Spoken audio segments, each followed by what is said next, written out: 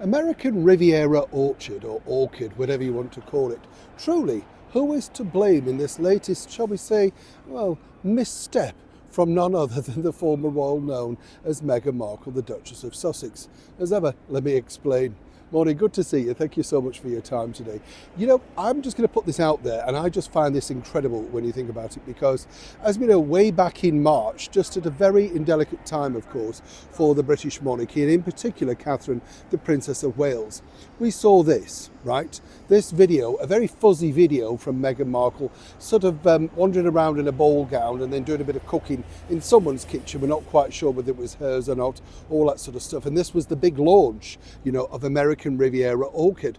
And the thing was, straight away, there was an Instagram account. And as I've told you many times, her team at the time, before they left, well, they told her it'd go into millions within seconds of it going live, because people adored her. This was the thing. This was what she was good at, the TIG, all of that sort of stuff, you know. Now, of course, months down the line, all we saw was pots of jams, allegedly dog biscuits, and the thing about Prosecco. But of course, lots of things about patenting certain things, where everything from peg bags to duvets to whatever. Big business in the celebrity world, you know, endorsements, that sort of stuff.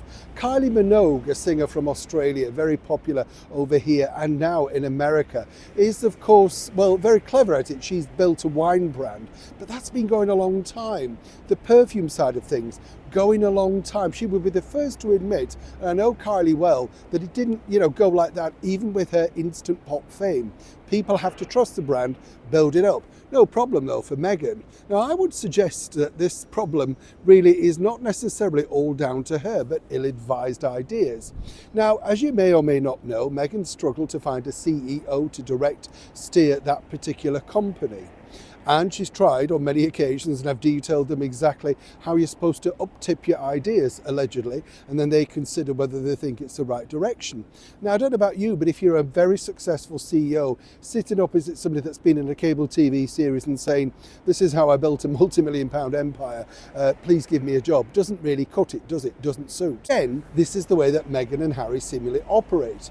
But now there's a bigger problem, because according to an inside source, Meghan literally, basically, looks at this particular incident as to why people are reluctant to get involved with a budding brand. You will recall Tina Brown stating this: the worst judgment of anybody. Doesn't bode well if you're thinking of going to work for someone, does it? And I also told you about how Meghan desperately tried to, shall we say, reach out to, of course, Tina Brown to basically say, you know, look, let's sort of move on, kiss and make up, that sort of thing. Apparently, Tina was slighted, allegedly, because she wasn't invited on the very first series of Archetypes, the podcast from the grifters at Spotify. You get the picture. Celebrity eventually all falls out. So where are we at now? Well, Meghan, as I say, according to those sources, believes that this was the orchestra of her own downfall, similarly because people just didn't come forward. I think I would put this out there and say, if we ever see this brand get off the ground, it truly would be amazing. And I would think a little bit like 40 times 40 and the bench follow-up and stuff like that, it will just naturally, well, fade away at some point in 2025.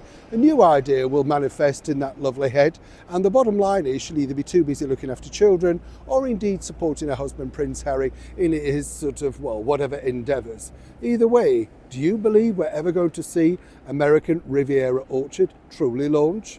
And is it all Tina Brown's fault? Neil Sean in the very heart of London.